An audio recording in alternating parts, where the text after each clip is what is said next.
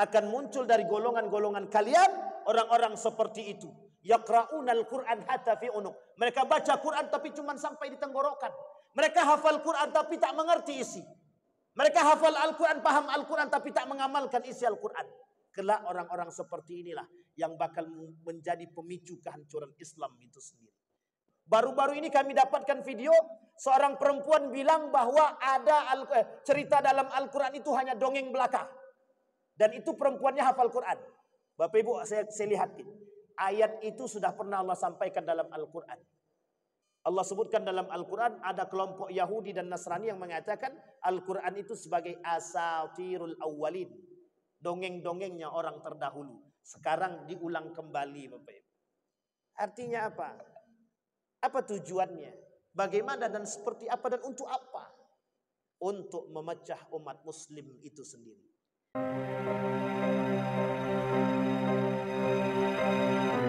Assalamualaikum warahmatullahi wabarakatuh. Alhamdulillahi rabbil alamin. Alhamdulillahilladzi an'ama bi ni'matil iman wal islam bihima tatimmus salihat. Ashhadu an la ilaha illallah wahdahu la syarika lah wa ashhadu anna Muhammadan abduhu wa rasuluhu la nabiyya ba'du. Allahumma salli wa sallim wa barik ala hadzal nabiyil karim. Allahumma salli ala Muhammad wa ala ali Muhammad fil alamin innaka Hamidum Majid. Ya ayuhan nasu ittaqu rabbakum alladzi khalaqakum min nafsin wahidah wa khalaqa minha zawjaha wa batha minhuma rijalan katsiran wa nisaa'a wattaqullaha alladzi tasaaluna bihi wal arham innallaha kana 'alaikum raqiba. Wa qala Allah ta'ala ya ayyuhalladzina amanu taqullaha wa qulu qawlan sadida yuslih lakum a'malakum wa yaghfir lakum dhunubakum wa may yuti'illaha wa rasulahu faqad faza fawzan 'azima. Puji syukur kehadirat Allah dengan mengucapkan alhamdulillahirabbil alamin. Berselawat kepada Nabi dengan mengucapkan Allahumma salli ala Muhammad wa ala ali Muhammad fil alamin innaka Hamidum Majid. Bapak Ibu sekalian yang berbahagia, mudah-mudahan di maghrib ini Allah limpahkan rahmat dan karunia-Nya kepada kita. Allah sehatkan, Allah kuatkan, Allah jadikan kita orang-orang yang selalu bersyukur akan segala nikmat-Nya. Allah jadikan kita orang-orang yang saleh dan salihah. Allah istiqamahkan kita dalam ketaatan dan kebaikan. Allah anugerahkan keluarga yang sakinah, mawaddah warahmah, anak-anak yang istiqamah. Insyaallah kita semua husnul khatimah. Amin ya rabbal alamin.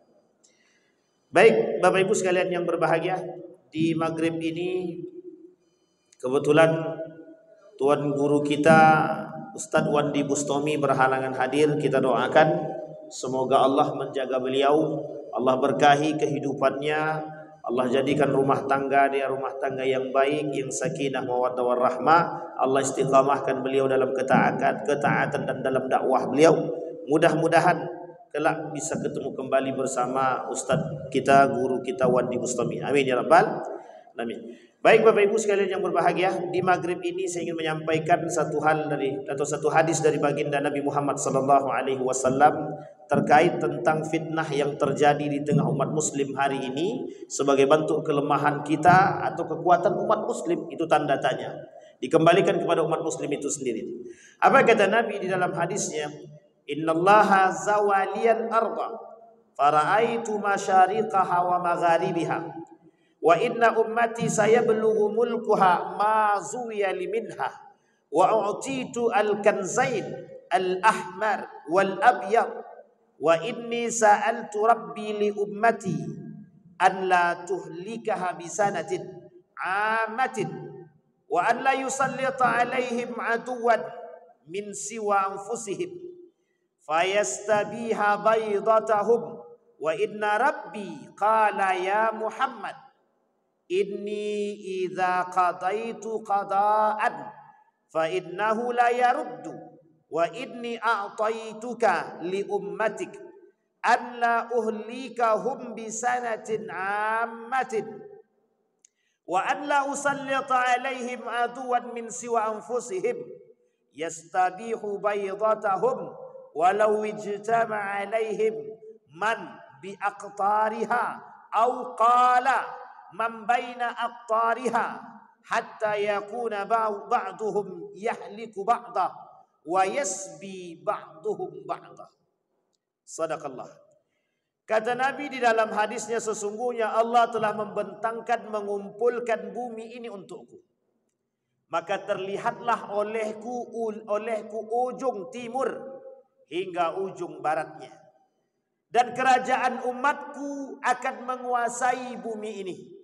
Kemudian aku diberi 2 harta karun, kata Nabi, yang berwarna merah. Begitu juga berwarna putih. Yang berwarna merah disebut dengan emas, yang berwarna putih disebut dengan perak.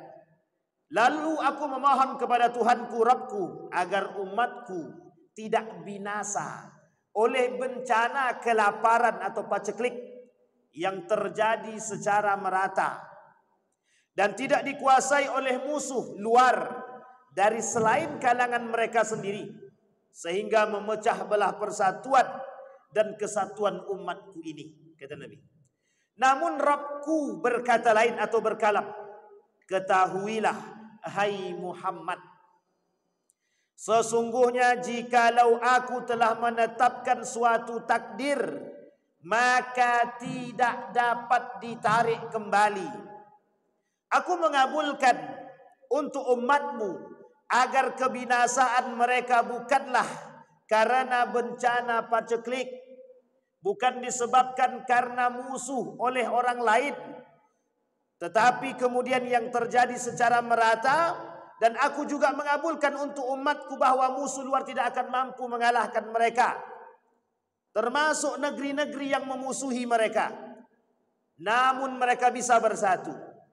Namun kehancuran umatmu akan datang suatu umat Islam saling baku hantam di antara mereka dan saling menawan sesama mereka. Hadis ini Bapak Ibu disampaikan oleh Nabi di depan para sahabat, dan ketika itu sahabat bersedih. Yang tadinya bahagia mendengarkan doa Nabi kemudian menjadi bersedih. Dalam hadis ini ada 3 perkara yang ingin kita utarakan Bapak Ibu. Kita akan coba kaitkan dengan keadaan. Yang pertama kata Nabi, Nabi berdoa agar umatnya tidak diberikan kelaparan. Allah kabulkan. Sekarang umat Nabi kaya-kaya. Kalau merujuk ke negara-negara Timur Tengah, boleh perhatikan. Qatar, Dubai, Uni Emirat Arab, Oman dan lain sebagainya, termasuk Saudi Arabia, itu tidak ada yang miskin satupun. Mencari orang miskin aja susah. Jadi kalau ada orang miskin mau ke sana, berangkatlah ke sana. Tidak akan miskin. Karena mereka sediakan tempat khusus bagi yang tidak mampu, yang miskin silahkan ambil gratis makanan bebas. Disediakan tempat khusus bagi orang-orang yang tak mampu, silahkan ambil gratis tanpa ada yang melihat kecuali CCTV. Saking kayanya. Allah kabulkan. Allah kabulkan. Jangan biarkan paceklik melanda. Tak ada paceklik melanda. Allah kabulkan. Datang hujan tidak pernah datang, ketika berdoa Allah turunkan.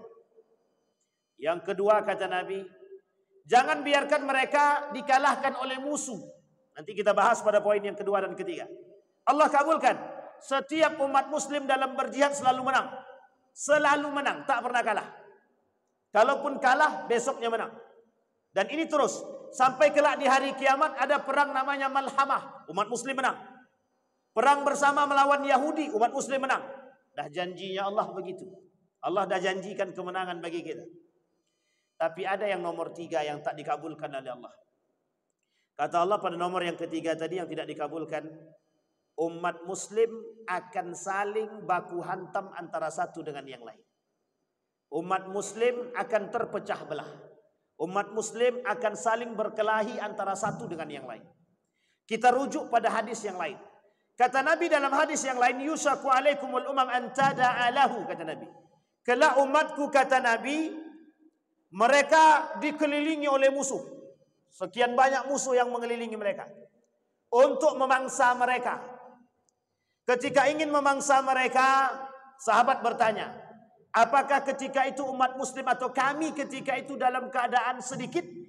Tidak, kata Nabi, bal antum katsir. Bal antum katsir, tidak kalian banyak. Kaghusa'is sail, seperti buih di lautan saking banyaknya. Walakinnakum dhaif, tapi kalian lemah, kata Nabi. Kemudian sahabat bertanya, kok bisa umat muslim yang banyak tapi kok lemah? Berada di antara minoritas, mayoritas tapi lemah, dilemahkan oleh minoritas. Nah, ini perlu dipahami Bapak Ibu. Kemudian Nabi bilang, ketika itu umat muslim terkena penyakit. Penyakit yang melanda umat muslim ketika itu, kata Nabi, penyakit wahan. Apa itu wahan? Hubbud dunya wa karahiyatul maut. Dia cinta terhadap dunia dan benci akan kematian. Nah, ini penyakit umat muslim di akhir zaman. Bapak Ibu sekalian yang berbahagia, ketika Umar bin Khattab duduk bersama para sahabatnya, kunna julusan inda Umar, kata sahabat Nabi, kami duduk nih dengan para sahabat, kata dia. Kami duduk bersama Umar ketika itu berbicara tentang masalah fitnah. Ketika sedang asik berbicara tentang fitnah, Hudzaifah bin Yaman bertanya, ada pintu yang tertutup di antara bencana-bencana yang akan datang yang disebut dengan fitnah. Sehingga kemudian sahabat bertanya kepada Umar, sahabat bertanya kepada sahabat yang lain, kepada Hudzaifah bin Yaman. Tidak ada yang tahu siapa yang disebut dengan pintu tersebut. Maka dikatakan, pernyataan Nabi disampaikan oleh Hudzaifah bin Yaman, aku tahu siapa yang disebut oleh Nabi pintu tersebut. Ketika itu Umar bin Khattab sedang duduk bersama mereka. Apa kata Hudzaifah bin Yaman? Pintu tersebut adalah Umar bin Khattab. Sekarang saya jelasin Bapak Ibu. Apa maksudnya pintu tersebut? Ketika Umar bin Khattab meninggal dunia, semua fitnah itu keluar bagaikan air. Kenapa? Karena suatu ketika Nabi duduk dengan para sahabat, diajak Nabi makan Abu Bakar, Umar bin Khattab, Utsman bin Affan. Tapi ketika diajak makan, Nabi cuma makan sepiring dengan dua orang. Satu Abu Bakrin Siddiq, yang kedua Umar bin Khattab. Tapi Utsman tidak, agak jauh ke belakang sedikit. Utsman bingung, kok tidak diajak makan bersama dengan Nabi?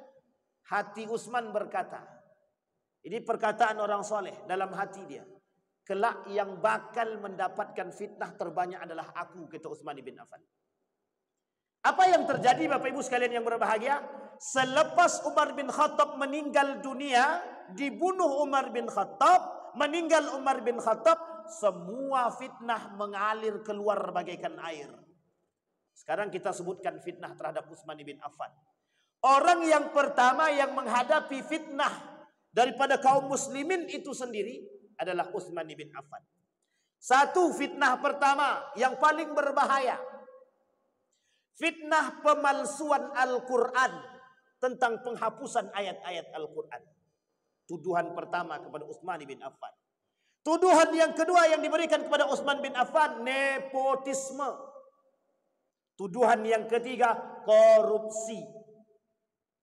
Tuduhan yang keempat, pemimpin yang zalim, yang tak benar.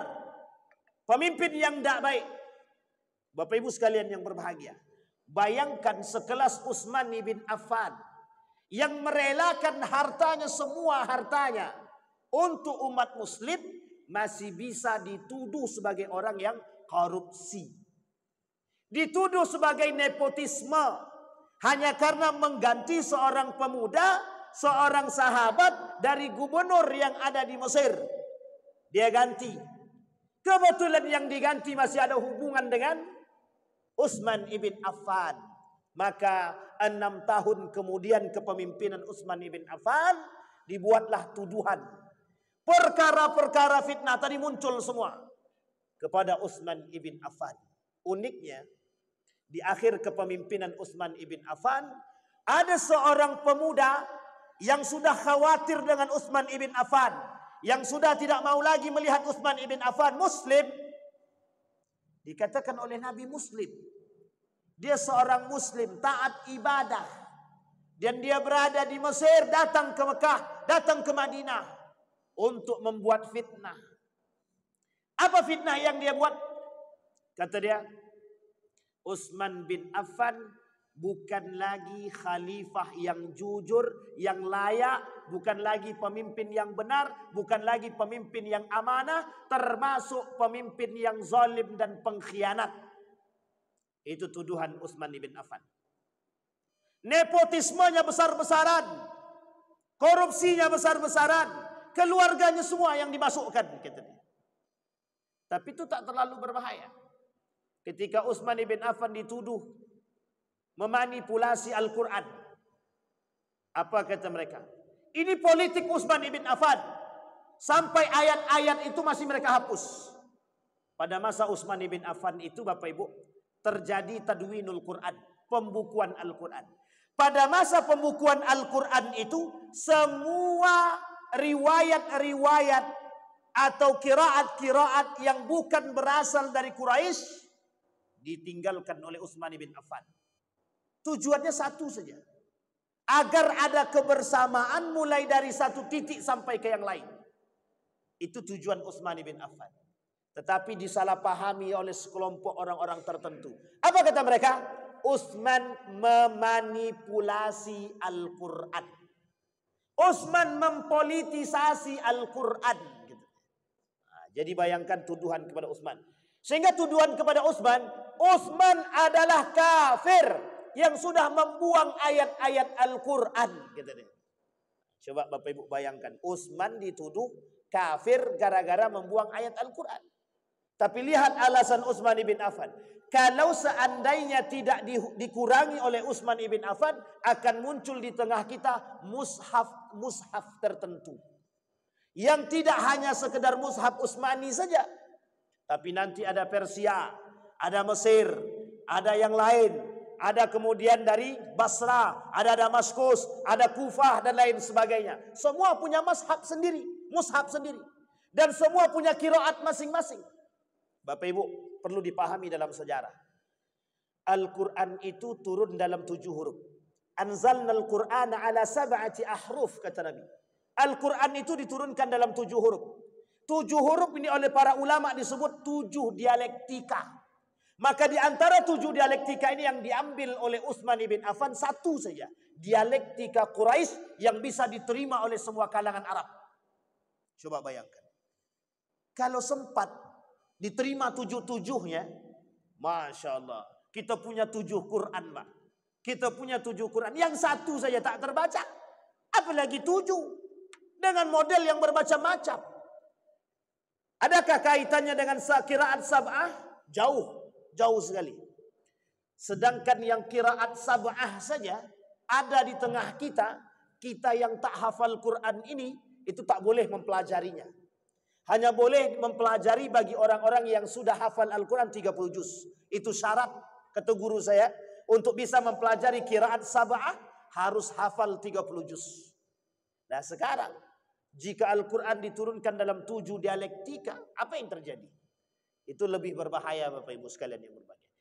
Bukan berarti Utsman membangun itu tanpa sebab.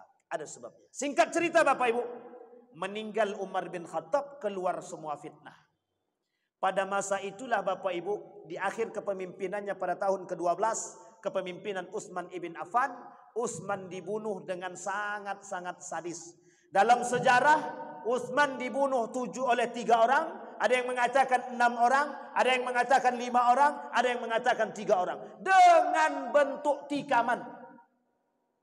Ditikam Pak, ditikam. Di tangan Utsman ibn Affan itu Al-Quran. Di dadanya Al-Quran. Utsman tahu hari ini bahwa itu hari terakhir. Dan kebiasaan Utsman masuk ke dalam Jaud al-Hujrah. Di dalam kamar dia biasa menyendiri dan baca Quran. Hari itu firasat dia tak enak. Dia bacalah Al-Quran di kamar dia. Seorang pemuda yang tadi tukang bikin fitnah tadi, itu sudah melaporkan ke Mesir bahwa Utsman bin Affan ini sudah tidak amanah, dibuat isu yang tak benar. Utsman layangkan surat tadi diambil sama dia, tak sampai ke sana. Sehingga dibuatlah fitnah bahwa Utsman sudah melakukan nepotisme dan segala macam ketidakamaнаhan. Datanglah demonstrasi daripada atau manusia-manusia yang datang dari Mesir yang coraknya ketika itu lebih condong kepada Syiah, para pengikut Ali bin Abi Thalib. Nah, ini tapi jangan pahami setengah-setengah. Bukan berarti Ali yang suruh, bukan Ali yang perintah. Tapi mereka mengaku pengikut Ali bin Abi Thalib, datang dari Mesir. Ternyata mau ngapain? Mau melakukan, mereka semua mau melakukan demo kepada Utsman bin Affan. Sampai di hadapan atau di rumah Utsman bin Affan, mereka lakukan demo. Apa permintaan mereka? Turun. Tapi ternyata tak sampai di situ. Masuklah 6 orang satu persatu ke kamar Utsman bin Affan. Sedang baca Al-Quran, Utsman bin Affan dicekik lehernya. Dicekik dulu lehernya. Ketika Utsman bin Affan dicekik lehernya, dikira mati. Dikira Utsman bin Affan meninggal. Pingsan dia. Keluar orang yang menyekik tadi. Masuk orang kedua, ternyata Utsman masih hidup. Kemudian diambillah pisau, ditikamlah Utsman bin Affan sebanyak 6 kali tikaman dengan menyebut kalimat Allahu Akbar. Apa kata mereka? Aku serahkan nyawa ini kepadamu ya Allah. Bismillahirrahmanirrahim. Allahu Akbar. Ditikamnya Utsman bin Affan 6 kali tikaman. Oleh ajudan kalau bahasa kita atau asisten Utsman bin Affan, dibunuh orang yang membunuh tadi. Masuk orang yang ketiga. Ketika Utsman bin Affan berada di pangkuan sang istri, tangan sang istri dipatahkan. Orang yang menjadi asisten Utsman bin Affan dibunuh oleh orang yang ketiga. Dan kembali Utsman ditusuk dalam 3 tusukan. Dengan menyebut nama Allahu Akbar. Dengan kalimat yang sama. Kami serahkan jiwa Utsman kepadamu ya Allah. Bapak Ibu sekalian yang berbahagia. Fitnah yang dihadapi oleh Utsman bin Affan bukan kecil. Besar. Sampai harus merenggut nyawa dengan mati yang sadis. Kelak dirasakan oleh Ali bin Abi Thalib. Dibunuh oleh Ibnu Muljam. Tak lama kemudian. Setelah selesai semua. Orang keluar. Tak lama kemudian datang Ali bin Abi Thalib. Muncullah isu di tengah kalangan masyarakat. Bahwa antek-antek perintah orang-orang yang disuruh oleh Ali bin Abi Thalib telah melakukan pembunuhan terhadap Utsman bin Affan. Dibuat isu. Siapa isunya? Orang-orang Ali telah membunuh Utsman bin Affan dengan harapan dan tujuan merebut kekuasaan Utsman bin Affan. Yang seharusnya kekuasaan itu diberikan kepada Ali bin Abi Thalib. Bapak Ibu sekalian yang berbahagia, perlu dipahami bahwa Ali tidak pernah menyuruh siapapun untuk membunuh Utsman bin Affan. Dan Ali tidak punya permasalahan dengan Utsman bin Affan. Semenjak itu Bapak Ibu muncul. 1. Siapa yang membunuh Utsman? Muslim. Siapa yang membunuh Utsman? Orang yang salat. Siapa yang membunuh Utsman? Orang yang pandai baca Quran. Siapa yang membunuh Utsman? Orang yang fasih dalam baca Al-Quran. Kita lihat hadis baginda Nabi Muhammad sallallahu alaihi wasallam. Kata Nabi dalam hadisnya, "Ya'ti fi akhir zaman qaumun hudatsa'ul asnan, sufaha'ul ahlam, yaqulu min khairin qaulil bariyah, yamrukuna minal Islam kama yamruku saham minar ramiyah." Kata Nabi, ada orang-orang di kalangan umat muslim pandai baca Quran, solatnya bagus, ibadahnya kuat, lebih baik daripada kalian. Baca Qurannya fasih, hafal Al-Quran, kata Nabi. Tapi mereka seperti keluar daripada Islam. Seperti keluarnya anak panah daripada busurnya, kata Nabi. La yujawizu imanuhum hanajirahum fa'ainama laqitumuhum faqtuluhum, kata Nabi. Kalau kalian ketemu dengan orang-orang seperti itu, kata Nabi, bunuh. Itu Nabi yang perintahkan. Nanti saya sampaikan siapa kelompok itu, Bapak Ibu. Fa inna qatlahum ajrun liman qatalahum. Sesungguhnya orang yang membunuh orang-orang yang tadi, mereka berpahala di sisi Allah, kata dia. Kita ambil Bapak Ibu. Kelompok ini disebut oleh Nabi, oleh para ulama, oleh tabi'in, oleh tabi'in, khawarij. Yang kelak menjadi cikal bakal munculnya tukang rusuh dalam Islam. Yang disebut oleh Allah dalam Al-Quran juga sebagai kaum munafik. Bukan sedikit Bapak Ibu. Kalau kita mau lihat Khawarij itu Bapak Ibu, fasihnya bukan fasih lagi.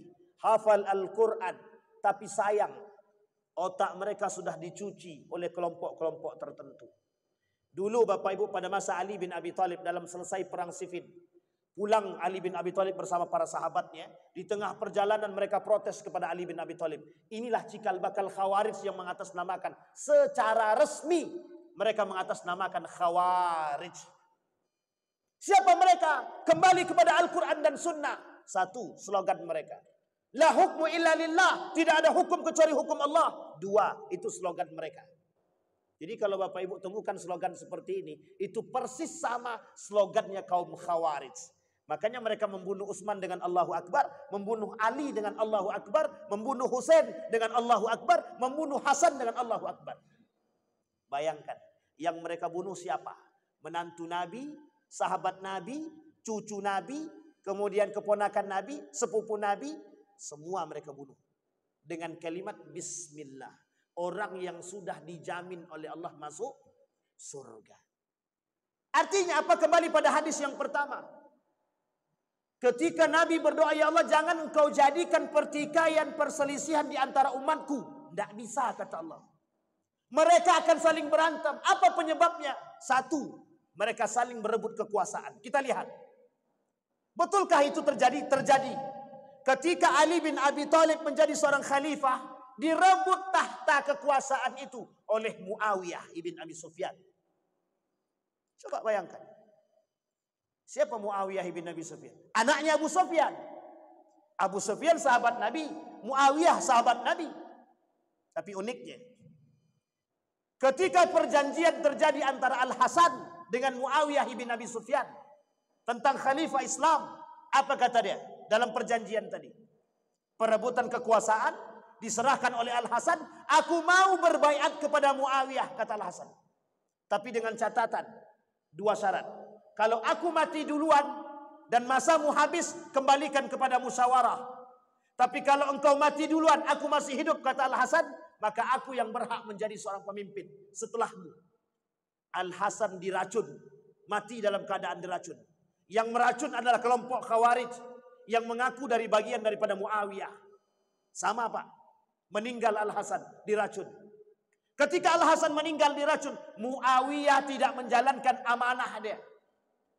Muawiyah langsung menunjuk anaknya yang pertama menjadi penggantinya. Namanya Yazid bin Muawiyah.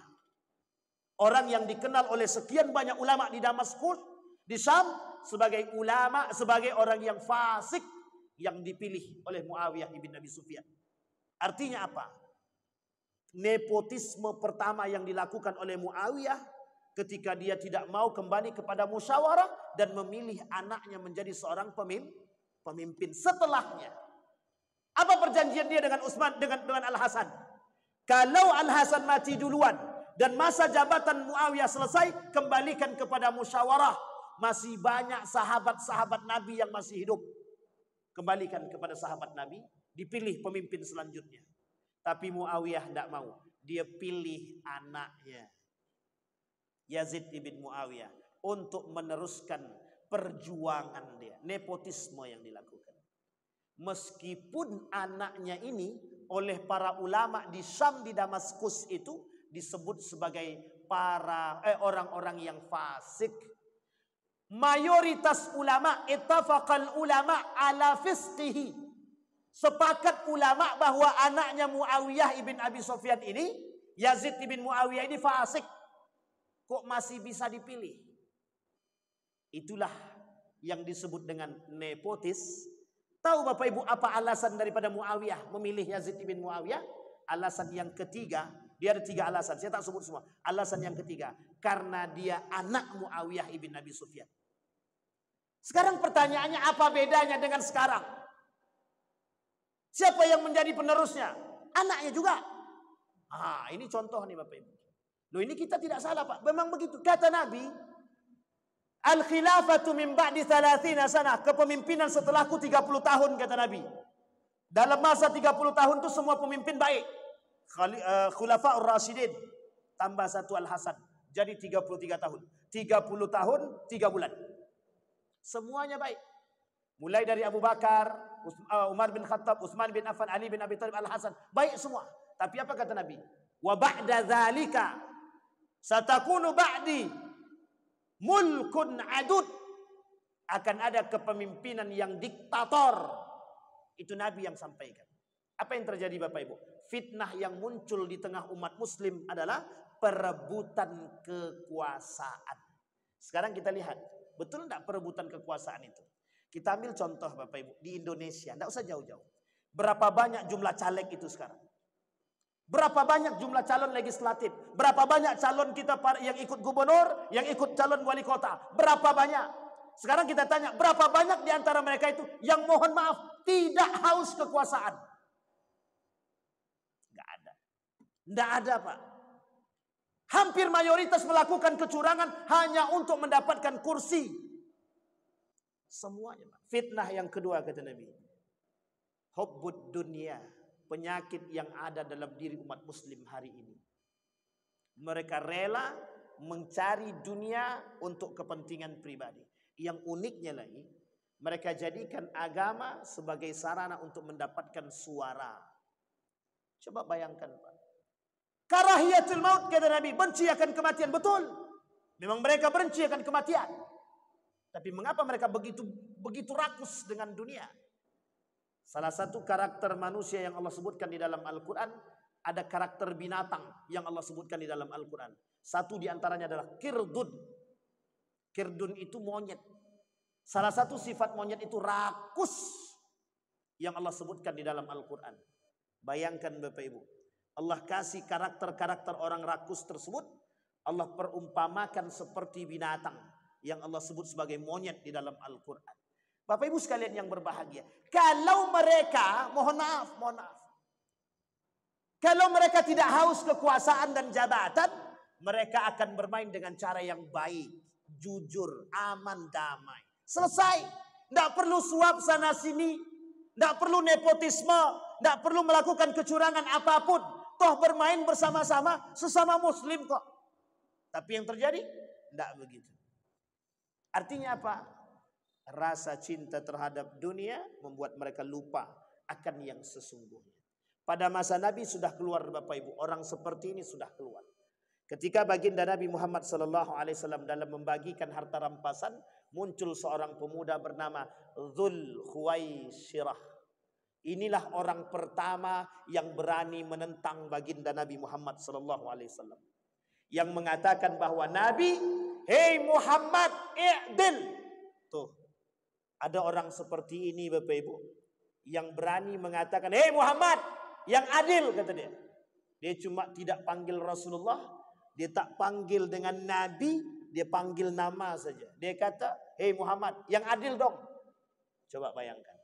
Nabi dibilangnya begitu. Apa kata Nabi? Kalau aku tak bisa adil, siapa yang bisa adil? Kata Nabi. Apa kata Umar bin Khattab? Da'ni an aqtul, kata dia. Udah, bunuh aja orang ini. Tapi Nabi tak mau. Apa kata Nabi? Da'hu, biarkan dia pergi. Kata Nabi, kelak akan muncul orang-orang di tengah kalian dari umatku, orang-orang seperti itu. Yamrukuna minal Islam kama yamruku as-saham minal ramiyati, kata Nabi. Akan muncul dari golongan-golongan kalian orang-orang seperti itu. Yaqra'unal Qur'an hatta fi unuq. Mereka baca Quran tapi cuma sampai di tenggorokan. Mereka hafal Quran tapi tak mengerti isi. Mereka hafal Al-Quran, paham Al-Quran, tapi tak mengamalkan isi Al-Quran. Kelak orang-orang seperti inilah yang bakal menjadi pemicu kehancuran Islam itu sendiri. Bapak Ibu sekalian yang berbahagia, baru-baru ini bermunculan, berseliweran video-video tentang kaum-kaum munafik terhadap Al-Quran. Mereka menjadi penghafal Quran, tapi mereka katakan tidak ada gunanya menjadi penghafal Quran. Mereka katakan mereka hinakan Al-Quran. Apa kata mereka? Al-Quran itu cerita-cerita di dalamnya hanya dongeng-dongeng belaka. Kita tak perlu percaya dengan Al-Quran. Al-Quran itu hanya sebatas buku atau kitab yang lama yang oleh sebagian golongan dikatakan bahwa Al-Quran itu adalah tipu daya Muhammad dan Utsman ibn Affan. Bayangkan Bapak Ibu sekalian yang berbahagia. Itulah kondisi kita ini. Itu fitnah kita Pak hari ini. Yang kita hadapi. di tengah kita, mereka berada di antara kita. Mereka bukan kafir, Muslim. Coba bayangkan. Uniknya lagi mereka paham Al-Quran. Bahkan ada seorang doktor lulusan tafsir Al-Quran, S3 tafsir Al-Quran. Apa kata dia? Ayat Al-Quran yang berbicara tentang itu ayatnya salah. Coba bayangkan tuh, Pak.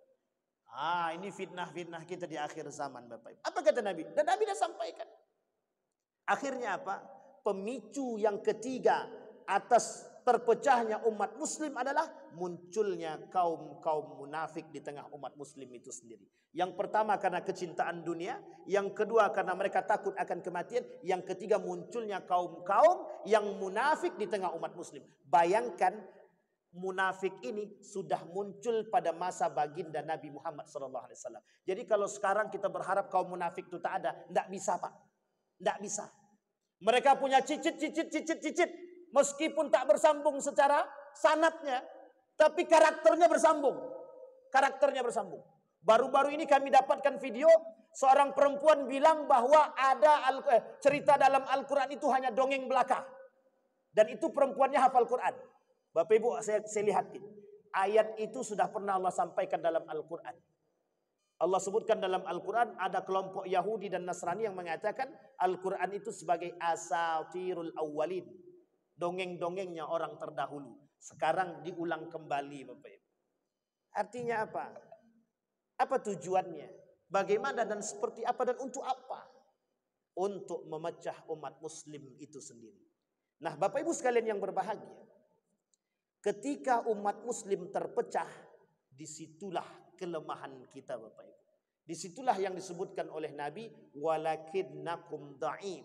Tapi kalian lemah, kata Nabi. Kenapa kita lemah? Karena kita saling berkelahi antara satu dengan yang lain. Meskipun ada sebab. Justru yang melemahkan kita bukan orang kafir, Pak. Orang kafir itu, Bapak Ibu sekalian yang berbahagia, takut dengan kita, takut. Makanya mereka menghancurkan kita bukan dengan tangan mereka. Mereka cari umat muslim yang cinta dengan duit.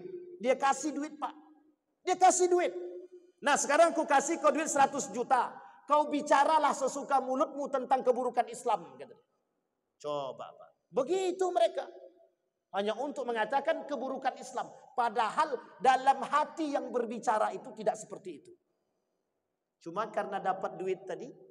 Karena dapat duit merah. Kalau cuma 100 juta mungkin lah ya. Tak goyang dia. Tapi kalau 1 miliar, 2 miliar. Saya kira bisa juga goyang kita dibuatnya, Pak. Nah, ini penting bagi kita, Bapak Ibu. Artinya apa? Mereka orang kafir tahu kelemahan umat muslim. Ketika dikasih duit goyang, Pak. Pecah kita, Pak. Dibuatnya pecah. Apa buktinya? Hari ini buktinya, Pak. Gara-gara kalimat suap ini kita berantem, Pak. Gara-gara suap saja. Ada yang mengatakan haram, ada yang mengatakan mubah. Bayangkan. Gara-gara pengucapan selamat Natal, kita berantem, Pak.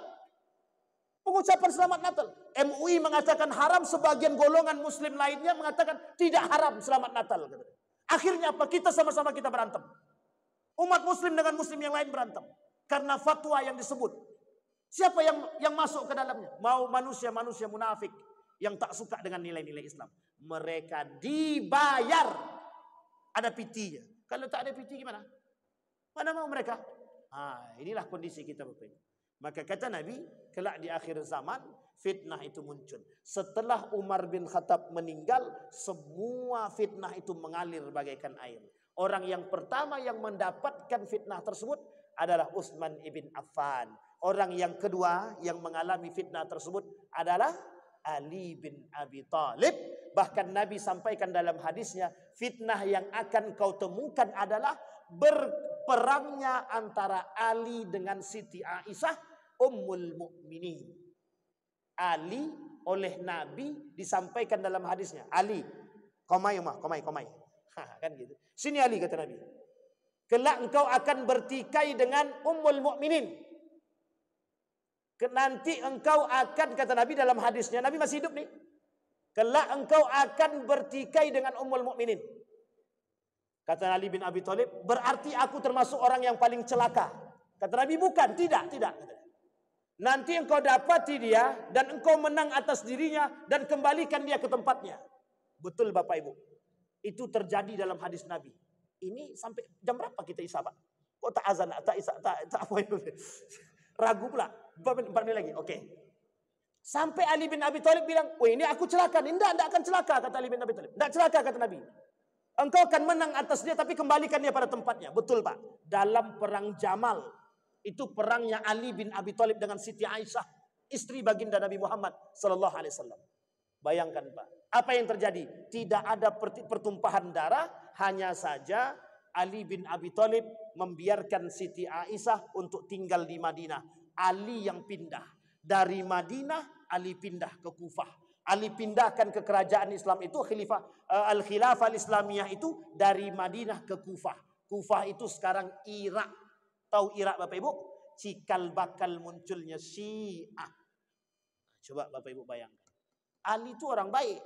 Dia tak pernah mengatakan diri dia Syiah itu. Tapi orang-orang yang Iran dan Irak inilah yang mengaku itu Syiah. Itu yang kita sebut dengan Muslim munafik juga. Khawarij munafik, Mu'tazilah munafik, Syiah apa tak lagi. Mereka ini semua Bapak Ibu sekalian yang berbahagia, yang akan membuat propaganda sampai hari kiamat. Makanya Khawarij itu dulu masa Ali bin Abi Thalib sampai sekarang akan tetap ada. Namanya Neo Khawarij sampai kiamat. Kenapa? Munafik. Yang kedua, Mu'tazilah. Mu'tazilah pada masa Ali bin Abi Thalib nanti akan sampai pada hari kiamat mereka tetap ada. Sekalipun namanya tak sama, tapi karakter dan sifat orangnya mesti sama. Yang ketiga, Syiah. Hari ini Syiah tak lagi mengatakan kami Muslim. Syiah itu kami bukan Muslim, tapi kami Syiah. Nah, itu lawan kita yang terberat Pak. Makanya mohon maaf Bapak Ibu, kalau hari ini umat Muslim cuma dibuat berantem tentang antara kunut dan tak kunut, itu kita ketinggalan zaman itu. Yang satu kunut, yang satu tak kunut, tak ada masalah. Yang berbahaya sekarang kita. Narkoba di depan kita. Itu lawan kita hari ini Pak. Orang-orang liberal Pak yang merusak Al-Quran, yang merusak Islam. Lawan kita hari ini. Sementara kita sibuk antara kunut dan tak kunut saja. Kita sibuk dengan yasin dan tak yasin saja. Memang sejauh furu'iyah itu terserah. Tak ada masalah Bapak Ibu. Tapi bayangkan, jika orang-orang seperti ini mohon maaf masuk dalam sistem pemerintahan. Kita ambil contoh. Jika mereka masuk dalam sistem pemerintahan kaum Syiah, mereka rubah semua tentang agama-agama, pelajaran agama kita, apa yang bisa kita buat? Nggak ada yang bisa kita buat. Selain daripada kita tertipu kalau kita tak bisa memiliki ilmu agama yang baik dan benar. Bayangkan Bapak Ibu, kebencian kaum Syiah terhadap sahabat Nabi sampai kelompok Syiah berani membuat buku ajar agama. Di dalam buku ajar tersebut sahabat Nabi Umar bin Khattab dan Abu Bakar Siddiq dibuat gambar babi di nama mereka. Kurang apa kita Pak? Tapi kita umat Muslim ini orang baik. Udah kita diam saja. 2015 muncul ayat-ayat Pak, surat-surat tambahan dalam Al-Quran. Tidak ada yang tertipu, diam saja. Padahal surat itu tambahan, bukan surat beneran. Tapi kita tak tahu. Karena kita tak hafal Quran. Bayangkan, umat Muslim tidak hafal nama-nama surat Al-Quran. Nama-nama surat 114 dalam Al-Quran. Mudahnya bagi mereka menghancurkan kita dari berbagai macam lini dan arah. Hanya karena apa? Disebabkan tidak bersahabatnya kita dengan sahabat-sahabat kita. Tidak berdamainya kita dengan kelompok-kelompok kita yang sama-sama seiman dengan kita Bapak Ibu sekalian yang berbahagia. Lemahnya umat Muslim hanya disebabkan pengaruh-pengaruh munculnya kelompok-kelompok yang merusak Islam itu sendiri. Nah Bapak Ibu sekalian yang berbahagia, itu yang disampaikan oleh Nabi dalam hadisnya. Yang saya sampaikan itu semuanya hadis Nabi.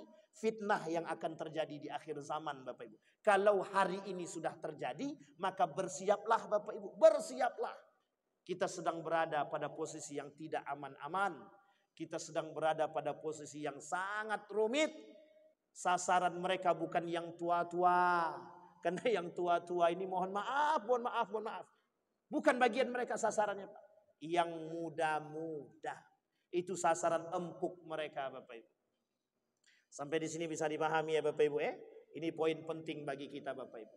Dalam pertarungan hari ini, maka disebutlah oleh sebagian ulama, kita tak lagi berperang dengan senjata, tapi kita berperang dengan otak. Salah satu tanda akhir zaman adalah kita berperang dengan pemikiran kita. Hari ini kita berperang dengan HP, kita berperang dengan laptop, kita berperang dengan kafe, kita berperang dengan semua bentuk-bentuk hiburan, kita berperang dengan mereka. Kalau kita caci maki mereka, muncul sekelompok orang muslim yang lain membela mereka. Yang membela umat muslim, bukan orang kafir. Yang punya orang kafir, yang bela umat muslim.